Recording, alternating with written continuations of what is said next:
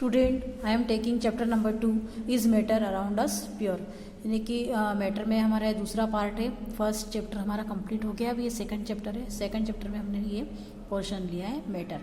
तो matter, what is matter, matter क्या है, सॉलिड लिक्विड गैस, ये सब आप पढ़ चुके हो। तो हमने मैटर को एक क्लासिफिकेशन लिया है, सिंपल क्लासिफिकेशन। इसी में इस जितना ये चैप्टर है उसके सब टर्म्स इंक्लूडेड है। तो मैटर को हमने दो इसमें डिवाइड किया है। पहला physical property according to and second chemical property. जो फिजिकल प्रॉपर्टी होती है मेटल की, वो फिजिकल स्टेट पे बेस्ड है। जैसे कि सॉलिड, लिक्विड और गैस, तीन तरह की फिजिकल स्टेट होती है, उसी पे फिजिकल प्रॉपर्टी बेस्ड है। तो सॉलिड, लिक्विड, गैस क्या होता है ये आप लोग ऑलरेडी पढ़ चुके हो। अब हम लोग लेते हैं इसकी chemical properties. What is chemical property. तो केमिकल प्रॉपर्टी के बेस पे जो केमिकल रिएक्शंस दी जाती है मैटर, एलिमेंट्स और कंपाउंड, तो that is called its chemical properties.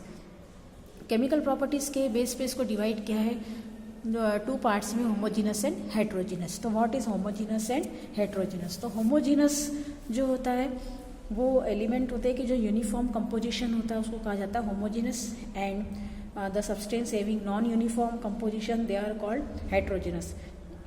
जैसे कि हमने एग्जांपल लिया होमोजीनस के लिए, sugar in water and salt in water.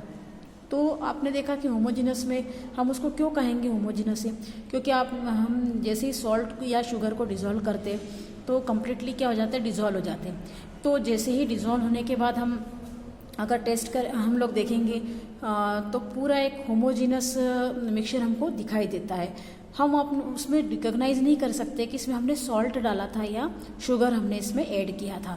हम कैसे उसका पता लगाएंगे, उसको सिर्फ हम टेस्ट करके पता लगा सकते हैं। देखने से हम उसमें रिकॉग्नाइज नहीं कर सकते कि इसमें शुगर है कि सॉल्ट है, कंप्लीटली मिक्सिंग हो गया उसमें। They are called homogeneous. अब हेट्रोजीनस जो होता है वो कंपाउंड होता है कि जिसमें कि यूनिफॉर्म कंपोजिशन नहीं होता है। जैसे कि अब सैंड है, सैंड इन वाटर, सैंड को हमने पानी के अंदर डिज़ोल्व किया तो सैंड क्या होती है, नीचे की तरफ पानी में बैठ जाती है। बहुत देर के बाद हम सेटल डाउन होने के बाद हम देखते हैं तो सैंड आपको अलग दिखेगी और वाटर अलग दिखेगा। तो उसको इस तरह का अगर सॉल्यूशन है तो उसको हम क्या कहते हैं, heterogeneous solution. And further division of homogeneous is pure substance and homogeneous substance. तो प्योर सब्सटेंस अब क्या है, अब इसमें होमोजीनस हेट्रोजीनस क्या है ये तो हमने समझ लिया, लेकिन प्योर सब्सटेंस क्या, अब हम इसको समझेंगे। तो प्योर सब्सटेंस जो होते हैं वो एलिमेंट और कंपाउंड में डिवाइड होते हैं कि जिन्हें कि हम डिवाइड नहीं कर सकते, कि उसका एक अपना अलग से कॉन्स्टिट्यूएंट एलिमेंट होते हैं। जैसे कि हमने लिया एग्जांपल शुगर। तो शुगर जैसे कि शुगर का एक ही फार्मूला जैसे कॉन्स्टिट्यूएंट मटेरियल से बना है कि कार्बन, हाइड्रोजन और ऑक्सीजन, इससे मिलकर शुगर बनी हुई है। तो इनमें से हम कार्बन, हाइड्रोजन और ऑक्सीजन को सेपरेट नहीं कर सकते। कंप्लीटली एक मटेरियल बना, एक सब्सटेंस तैयार हुआ तो उसको कहा जाता है शुगर। ऐसे ही आयरन, आयरन भी एक ही उससे बना हुआ है कॉन्स्टिट्यूएंट मटेरियल से, तो उसको हम सेपरेट नहीं कर सकते, उसको कहा जाता है प्योर सब्सटेंस। अब हम आते हैं प्योर सब्सटेंस के डिवीजन पे, यानी इसके क्लासिफिकेशन पे। तो pure substance is further classified into two parts, elements and compounds. तो what are elements and what are compounds. Elements क्या होते हैं, elements can not be broken down in simpler substance, यानी एलिमेंट को हम सिंपल फॉर्म में convert नहीं कर सकते। जैसे कि कॉपर हुआ, आयरन हुआ, तो मर्क्यूरी हुआ, इनको हम सिंपल फॉर्म में कन्वर्ट नहीं कर सकते। ऐसे कंपाउंड, कंपाउंड में हम एक एग्जांपल ले लेते हैं H2O यानी कि वाटर का। वाटर दो एलिमेंट से बना हुआ है, हाइड्रोजन और ऑक्सीजन। तो इसमें से हम उसको अलग कर सकते हैं, एलिमेंट्स को हम क्या कर सकते हैं, इसमें से सेपरेट कर सकते हैं। तो इसको कहा जाता है कंपाउंड। तो केमिकल रिएक्शन में इनको हम इजीली क्या कर सकते हैं, इनको ब्रेक डाउन कर सकते हैं। जैसे कि वाटर हो गया, अमोनिया हो गया, इन सबको किस में कैटेगराइज किया है, कंपाउंड में रखा गया है। नेक्स्ट है compound is further divided into two parts, organic and inorganic. तो what is organic compound and inorganic compound. Organic compound क्या होता है, organic compounds are those compound जो obtain from plant and animal, यानी कि ऐसे कंपाउंड जो हमें नेचुरली नेचर से मिलते हैं, जैसे कि प्लांट और एनिमल से मिलते हैं। जैसे बटर, कार्बोहाइड्रेट, प्रोटीन, फैट्स, ये जितना भी है ये सब किससे मिलता है, हमें नेचर से यानी कि प्लांट और एनिमल से मिलता है उनको कहते हैं हम organic compound. In inorganic compound those compound they obtain from non living sources, यानी जो हमें नॉन लिविंग सोर्सेस से मिलते हैं, जैसे कि हमें स्टोन है, मार्बल है, फिर ये इस तरह से वॉशिंग पाउडर, ये सब चीज़ें हमें नॉन लिविंग सोर्सेस से मिलती है, इसीलिए इसको क्या कहा जाता है, इनऑर्गेनिक सब्सटेंस कहा जाता है। अब नेक्स्ट है एलिमेंट्स को फिर से डिवाइड किया 3 पार्ट्स में, मेटल, नॉन मेटल एंड मेटेलाइट्स में। कंपाउंड का तो हमने समझ लिया कि ऑर्गेनिक और इनऑर्गेनिक में डिवाइड किया है। अब हम एलिमेंट का समझेंगे कि इसकी फर्दर डिवीजन क्या है, मेटल, नॉन मेटल एंड मेटेलाइट। अब मेटल क्या होते हैं, मेटल जो होते हैं वो पॉजिटिव आयंस होते हैं, उनको कहा जाता है मेटल।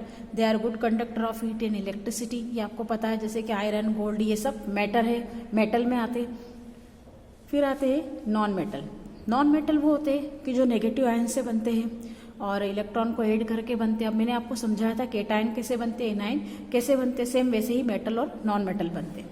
अब नॉन मेटल जो होते हैं they are not good conductor of heat and electricity. Next हमारी टर्म है metalloids. What are मेटेलाइट?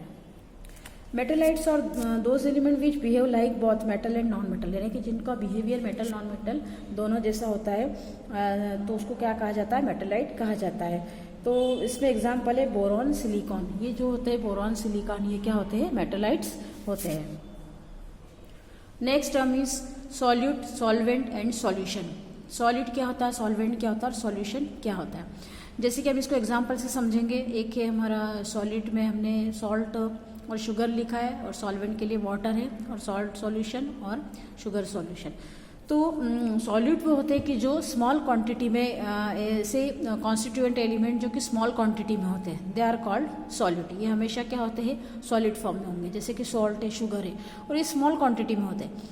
Just opposite of solute, solvent जो होते हैं वो कैसे होते हैं, हाई क्वांटिटी में, ज़्यादा क्वांटिटी में होते हैं, जैसे कि वाटर। हमेशा क्या होता है कि जब भी हम सॉल्ट या शुगर को डिजोल्व करते हैं तो सॉल्ट और शुगर तो हम क्या लेते हैं, कम क्वांटिटी में लेते हैं। यानी कि अगर हमें 1 ग्लास वाटर लेना है तो हम क्या करेंगे, उसमें 1 चम्मच सॉल्ट, 1 चम्मच या 2 चम्मच डालेंगे, टीस्पून डालेंगे, सॉल्ट या शुगर डालेंगे। तो इस तरह का जो बनता है उसको इन दोनों को मिक्सिंग करके जो बनता है उसको क्या कहा जाता है, सॉल्ट सॉल्यूशन या शुगर सॉल्यूशन। उसी को क्या कहा जाता है, जब सॉल्यूट और सॉल्वेंट आपस में कंबाइन होते हैं और एक होमोजीनियस मिक्सचर बनाते हैं, उस होमोजीनियस मिक्सचर को हम क्या कहते हैं, सॉल्यूशन कहते हैं। तो इस तरह से तीनों यहाँ पे डिफाइन हो गए हमारे, सॉल्यूट, सॉल्वेंट और सॉल्यूशन। अब नेक्स्ट हमारी टर्म है एलॉय। एलॉय क्या होता है? एलॉय भी एक तरह का क्या होता है, होमोजीनियस मिक्सचर ही होता है, लेकिन ये किसका होता है, मेटल्स का होता है।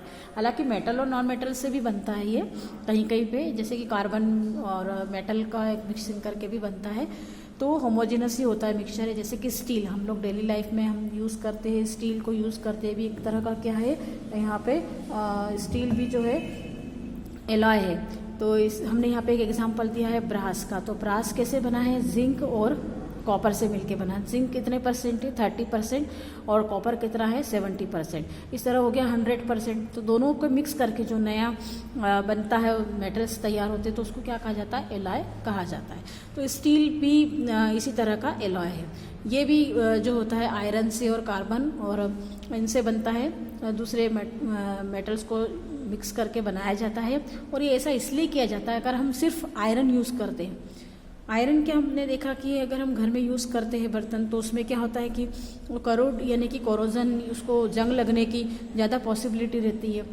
तो उसको इसी तरह से स्टील अगर हम यूज़ करते हैं तो ये ड्यूरेबल होता है और बहुत समय तक चलता है, इसकी एक अपनी शाइनिंग होती है, उसमें जंग भी नहीं लगता है। तो इन सब रीज़न से क्या किया जाता है कि कुछ मेटल्स को मिक्सिंग करके उसका एक एलॉय तैयार किया जाता है कि जिससे कि उसकी यूटिलिटी बढ़ जाए। Next term is melting point and boiling point. अब मेल्टिंग पॉइंट क्या होता है और बॉइलिंग पॉइंट क्या होता है? The temperature at which any solid substance start to melt is called melting point. यानी ऐसा टेम्परेचर जिस पर कि कोई सॉलिड सब्सटेंस अगर मेल्ट होना यानी पिघलना स्टार्ट करता है, उसको हम क्या कहते हैं, मेल्टिंग पॉइंट कहते हैं। ऐसे ही बॉइलिंग पॉइंट, तो उस अगर कोई सब्सटेंस जिस पॉइंट पे बॉईल होना स्टार्ट होता है उसको हम क्या कहते हैं, बॉइलिंग पॉइंट कहते हैं। जैसे कि वाटर का बॉइलिंग पॉइंट होता है 100 डिग्री सेल्सियस। तो 100 ही क्यों होता है? अगर हम थर्मामीटर डाल के देखेंगे किसी भी बीकर में, पहले सबसे पहले वाटर क्या होगा, वो वेपराइज होना स्टार्ट होता है, वो गर्म होना स्टार्ट होता है। फिर एक पॉइंट ऐसा आएगा, आप थर्मामीटर में देखेंगे कि अगर 100 पे चला गया टेम्परेचर, तो उसी पॉइंट पे क्या होगा, पानी जो होगा वो बॉईल होना स्टार्ट हो जाता है। तो वो पॉइंट जिस पर कि वाटर क्या होगा, बॉईल होना स्टार्ट होता है, या कोई भी लिक्विड क्या होगा, बॉईल होना स्टार्ट होगा, that is called its boiling point.